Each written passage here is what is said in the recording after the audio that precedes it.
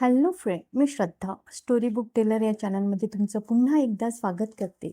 आपण ऐकत आहोत हेमंत सावंत लिखित कादंबरी अटूट नातं. चला तर मग ऐकूया भाग 3. जयनं अंगात कोट चढवत आरशात पाहून घेतलं. ड्रेसिंग टेबलावरचं पाकिट उचलत त्यानं पुरेशी कॅश असल्याची खात्री करून घेतली आणि तो खोलीबाहेर पडला. क्लबवर जायची तशी त्याची इच्छा नव्हती, कारण आज नम्रता येणार होती. शिकवणीचा तिचा पहिलाच दिवस होता. मागचे कटू अनुभव त्याला विसरता येणार नव्हते. पहिल्या 3 शिक्षकांच्या बाबतीत अभिजित व सोनालीनं काय काय पराक्रम केले होते ते त्याला माहीतच होते. नम्रतेच्या बाबतीत असं काही होणार नाही याची खात्री त्याला नव्हती. किंबहुना ते दोघं तसंच काहीसं करतील असं त्याला राहून राहून वाटत होतं. तसं काहीच घडू नये म्हणून निदान पहिल्याच दिवशी तरी आपण जातीनं हजर राहावं ही त्याची इच्छा होती. पण थोड्याच वेळापूर्वी क्लबवरून फोन आला होता. दिनशा क्लबवर येणार होता आणि त्याच रात्री फ्लाईट पकडून परत कलकत्त्याला जाणार होता. काही माणसाचं जीवनातलं महत्त्व हे अनन्यसाधारणच असतं. काही केल्या तरी ती व्यक्ती विसरता येत नाही. त्याच्या सहवासाची ओढ सतत लागून राहते. दिनशा हा असाच होता. कोण कुठल्या प्रांतातले हे दोघं पण सर्व्हिसच्या निमित्ताने एकत्र आले होते आणि दोघात अशी काही जीवाभावाची मैत्री जमली होती की ती तुटणं आता या जन्मी तरी शक्य नव्हतं. दिनशा अद्यापी फौजी होता आणि जय रिटायर्ड झाला होता. पण कधी तो मुंबईला आला की हमखास बैठक जमायची. पण दिनशा हा काही त्याचा एकट्याचाच मित्र नव्हता. आणखीनही बरेच मित्र होते आणि एकत्र येण्याचा एकच ठिय्या होता, तो म्हणजे क्लब. दिनशा आलाय म्हटल्यावर त्याला जाणे भागच होते. त्याला भीती भेडसावत होती ती फक्त दोघांची, अभिजित व सोनालीची. पॅसेजमधून चालता चालता तो काय करावं हा विचार करत होता. मध्येच तो थांबला. डाव्या हाताच्या बंद दरवाजाकडे त्यानं रोखून पाहिलं. क्षणभरच त्याच्या आवाजात असहाय्य अशी कळ उमटली. सारं शरीर कसल्याशा जाणीवेनं वेदनामय झालं. असंही दुःख माणसाच्या वाट्याला येऊ शकतं का? न केलेल्या अपराधाची ही अक्षम्य सजा आपल्याला का म्हणून? काय कमी करतोय आपण ह्या दोघांना? बापाच्या कर्तव्याला आपण चुकलो आहोत का? मग असं नाही तर हा दुरावा का? त्या एका प्रश्नाबरोबर अनेक प्रश्न भूतावळ जागी व्हावी तसे त्याच्या मनात जागे झाले आणि तो आणखीनच आतल्या आत खचून गेला. कित्येक क्षणानंतर त्यानं हळूच दरवाजा लोटला. उघड्या दरवाजातून आत डोकावलं. पलंगावर अभिजित बसला होता. कॉमिक्स मधले चित्रविचित्र चित्र पाहून तो स्वतःशीच हसत होता. तर सोनालीनं खालच्या टाईल्सवर खेळण्याचा हा पसारा मांडला होता आणि त्याच पसारात ती बसली होती. दोघंही आपापल्या विषयात रमून गेले होते. त्यांच्याकडे पाहताना जयच्या डोळ्यात पाणी आलं. हृदयाच्या आत तडफडणारा पिता जागा झाला. अशीत आत धाव घ्यावी आणि त्यांना छातीशी कवटाळावं. घेता येतील तितकी त्यांची चुंबन घ्यावी असं त्याला वाटून गेलं. पण पुढं व्हायची त्याला हिंमत झाली नाही. किंबहुना तसं काही करावं हे धाडसही त्याला झालं नाही. आपण तसं काही केलं तर काय घडू शकतं याचा अनुभव त्यानं घेतला होता. त्या एकाच अनुभवानं त्याचं हृदय विदीर्ण झालं होतं. तोच अनुभव परत घ्यायची त्याची इच्छा नव्हती. मस्तकात गोळी बसून आलेलं मरण त्याला एकवेळ परवडलं असतं, पण त्या दोघांनी केलेला तो धिक्कार त्याला कदापि सहन होणार नव्हता. पावलांचा मुद्दामच आवाज करत तो आत शिरला आणि एखाद्या वन्य प्राण्याची चाहूल लागल्यावर जंगलातली शांतता जशी तुटते तशी तिथली शांतता तुटली. दोघांनी चमकून एकाच वेळी दरवाजाकडे पाहिलं. सोनालीनं हातातली बाहुली पटकन खाली टाकली. धावतच ती पलंगावर चढली आणि अभिजितला खेटून बसत तिनं आपला चेहरा त्याच्या पाठीमागे दडवला. त्या दोघांना आपल्याविषयी वाटणारी भीती त्याला परत एकदा प्रकर्षानं जाणवली. पाठोपाठ अभिजितच्या डोळ्यात उमटला तो इवलासा तिरस्कार त्याच्या काळजाला भेदून गेला. हा इवलासा तिरस्कार पुढं जाऊन केवढा मोठा होणार हे त्याला समजून आलं. भविष्यात काय घडणार आहे हे तसं कोणालाच सांगता येत नाही. पण जे बी पेरलं जातं ते जर वाढीला लागलं तर कालांतरानं त्याचा वटवृक्ष बनायची शक्यता असते, ही गोष्ट विसरता येत नाही. आणि तेच भय जयला जाणवत होतं.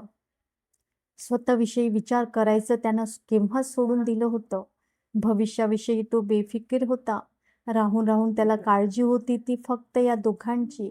त्यांची भविष्य उज्ज्वल करायची एवढीच इच्छा त्याच्या मनी उरली होती आणि त्यासाठीच तो धडपडत होता. बेटा अभि, काल आलेल्या बाई आज येणार आहेत. त्या कशासाठी येणार आहेत ते तुम्हाला माहीत आहे. तरी तुम्ही त्या सांगतील तसं वागा. त्या बाई चांगल्या आहेत. त्यांना कसलाही त्रास देऊ नका. हे सांगण्यासाठीच मी मुद्दामहून आलोय. मी काय सांगितलं ते समजलं ना? अभिजितनं एकदाच रोखून पाहिलं.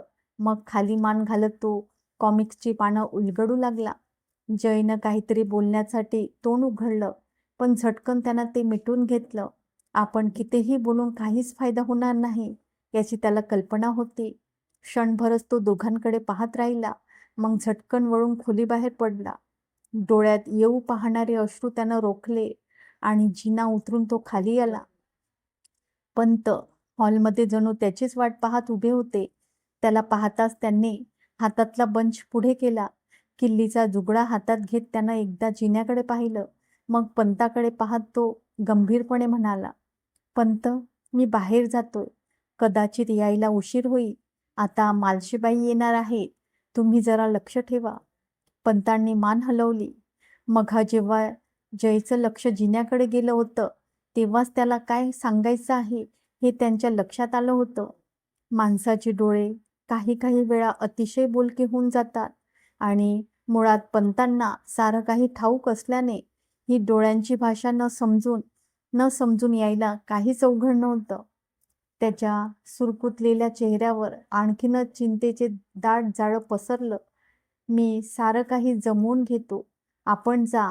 जयला तिथंच घुटमळताना पाहून ते शेवटी म्हणाले.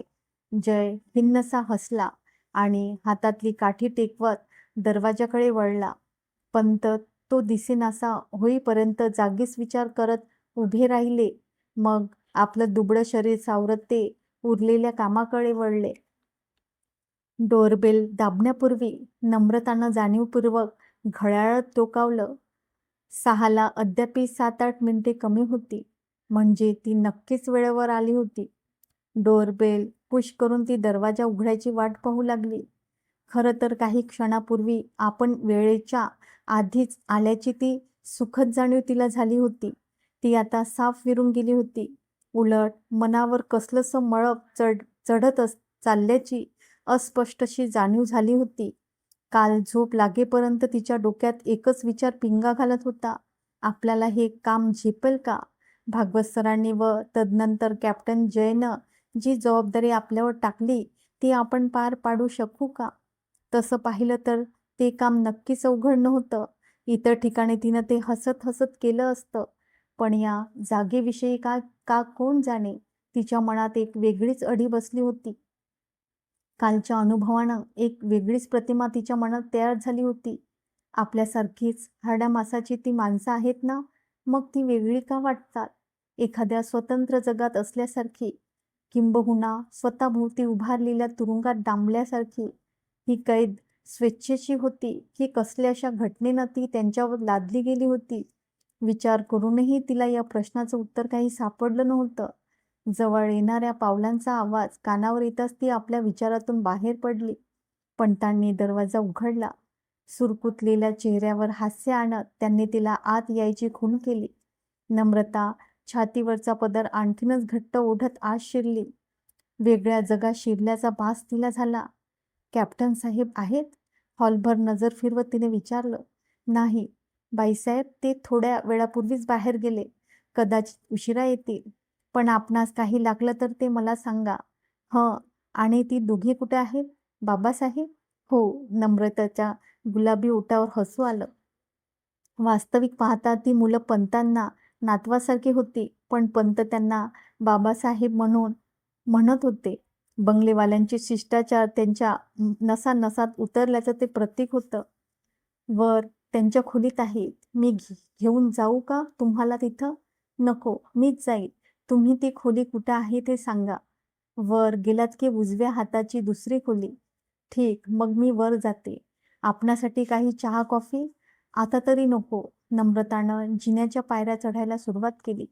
बंद दरवाजासमोर उभं राहत तिनं आतला कानोसा घेतला आणि दारावर थाप मारताच ती आत शिरली. अभिजित व सोनाली टीव्हीवरचा कार्यक्रम पाहत होते. नम्रताला आपण सुरुवात कशी करावी हा प्रश्न पडला. मग ती एकदम हसली.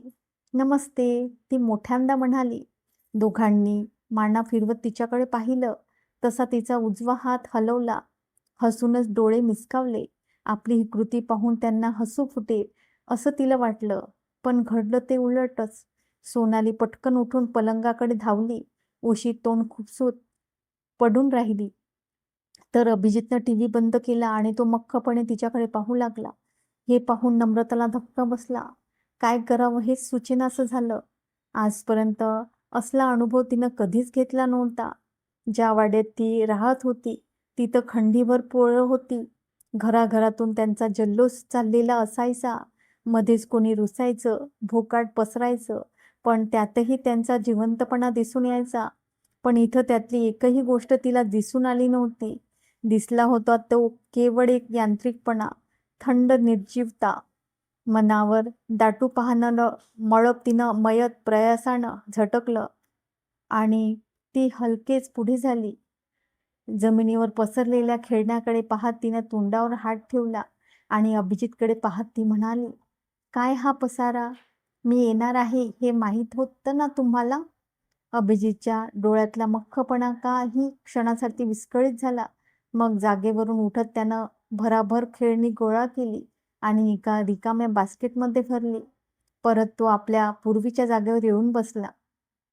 नम्रतानं खांदे उंचावले आणि ती त्याच्याजवळ येऊन बसली.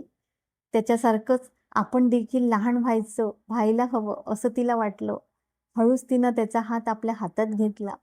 उजवा हात त्याच्या दाट केसातून फिरवला आणि अगदी बालिश आवाजात ती म्हणाली, काय रे अभिजित, टीव्हीवर काय पाहत होता तुम्ही? आणि माझ्यावर इतका राग का? नम्रताला वाटलं आपल्या बोलण्याचा वागण्याचा काहीतरी परिणाम त्याच्यावर होईल. तो मुसमुसेल, कदाचित फिसकण हसेल, नाहीपेक्षा तोंड वळवून घेईल. पण झालं ते भलतंच. त्यानं तिचा हात झिळकावून लावला आणि दोन्ही हातांनी रेटा देत मागे सरकला. त्याच्या डोळ्यात तीव्र संताप उसळला. हे पाहून मात्र नम्रताला कमालीचा राग आला. असं वाटलं की पुढे होऊन एक सणसणीत थोबाडीत द्यावी आणि पाठीत 3-4 धपाटे घालावे. ही काय, लाड होतायत म्हणून इतकं शेफारून जावं? पण तिनं आपल्या मनाला आवर घातला. एकतर आपण परके आहोत, शिकवणीसाठी आलो आहोत. आजच जर का आपण असं वागलो तर पुढे कधीच त्यांच्या मनात स्थान मिळू शकणार नाही. शिवाय प्रत्यक्ष मारापेक्षा तिचा प्रेमावर अधिक विश्वास होता. ठीक आहे, हा विषय आपण सोडून देऊ, ती मान हलवत म्हणाली. पण आता अभ्यास करायला हवा हा. चला आपली दप्तरं काढा बघू. तरीही अभिजित ढिम्मपणे जागेवरच बसून होता. तसा नम्रतानं आवाज चढवला, मी काय सांगितलं अभिजित, ऐकलं नाहीस का? तसा अभिजित झटकन उठला. नम्रता पलंगाकडे वळली. तिची चाहूल लागूनच की काय सोनालीनं उशीत खुपसलेलं तोंड किंचित वर उचललं आणि तिच्याकडे पाहत परत एकदा तिनं ते खाली घातलं. नम्रताला तिचं हे वागणं पाहून हसू आलं. हसतच ती पलंगावर बसली. एखादा गोजीरवाणा ससा दिसावा तशी सोनाली दिसत होती. तिचं ते रूपडं पाहून नम्रताला एकदम प्रेमाचे भरते आले. अहो राणीसाहेब, उठा, अभ्यासाला नाही का बसायचं? नम्रतानं तिच्या पाठीवर हात फिरवला. मग बॉब केलेल्या केसात हात फिरवला. ती खाली वाकली. तिच्या गालाचं अस्फुटसं चुंबन घ्यायचा तिनं प्रयत्न केला. त्या सरशी सोनाली पटकन उठून बसली. पाठोपाठ तिनं नम्रताचा हात हातात घेतला आणि तिनं कडकडून चावा घेतला. आई गं, नम्रता केवढ्याने तरी ओरडली. हिसळा मारूनच तिनं आपला हात सोडवून घेतला. सोनालीनं पलंगावरून खाली उडी मारली आणि दरवाजा उघडून ती बाहेर धावली. तसा अभिजित देखील तिच्या पाठोपाठ बाहेर धावला. थांब अभिजित, तिनं हाक मारली, पण तिला कोणाचंच प्रत्युत्तर मिळालं नाही. काय झालं? तेवढ्यात उघड्या दरवाजातून पंत आत येताना तिला दिसले. काही नाही. तिनं हात लपवायचा प्रयत्न केला. पंथाने पुढे होत तिचा उजवा हात पकडला आणि ते घाबरून तिच्या हाताकडे पाहू लागले. इतका वेळ नम्रताला देखील त्या गोष्टीची जाणीव नव्हती, पण हातातून येणारं रक्त पाहून तिच्या सर्वांगाला थरथर सुटली. बापरे! कोणाचा हा प्रताप? पंतांनी घाबरून विचारलं. नम्रताला नेमकं काय सांगावं हेच सुचत नाही. पण तेवढ्यात पंतांनीच त्या प्रश्नाचं उत्तर देऊन टाकलं. हे सोनालीचं काम आहे. यापूर्वीही तिनं असला उद्योग केला होता. पण बाईसाहेब, आता आपण उठा. यावर लगेच उपचार होणं महत्वाचं आहे. आपण खाली जाऊ. स्वयंपाक खोलीत औषधाची पेटी आहे. नम्रताने एकदा हाताकडे पाहिलं आणि ती मान हलवत उठली. रक्त पाहून तिला नेहमीच भीती वाटायची आणि आता तर ते तिच्या हातातूनच गळत होतं. स्वयंपाक खोलीत असलेल्या खुर्चीत तिला बसायला सांगत पंत कपाटाकडे वळले. औषधाची पेटी घेऊन ते तिच्याजवळ आले. पेटी उघडून त्यांनी आयोडीनची बाटली काढली. आयोडीन पाहून नम्रताला घाम फुटला. दुसरं कसलं औषध नाही का? बर्नाल किंवा तसलंच एखादं? पंतांनी नकारार्थी मान हलवली. नाही बाईसाहेब, पण जखमेवर हेच औषध चांगलं आहे. थोडं झोंबेल, पण नंतर आराम वाटेल. बोलता बोलता पंतांनी आयोडीनचा बोळा गेला आणि तिला काही कल्पना यायच्या आत तो जखमेवर दाबला. नम्रताने हिसका मारून हात सोडून घ्यायचा प्रयत्न केला, पण पंतांनी तो काही सोडला नाही. जखमेवरचा बोळा काढत त्यांनी त्यावर फुंकर मारायला सुरुवात केली. इतका वेळ नम्रता ओठावर ओठ आवळून ती जीवघेणी वेदना पचवत होती. पण आता बर्फाच्या घसरगुंडीवरून जात असल्याचा भास होऊ लागला. बरं वाटतंय ना? पंतांनी विचारलं.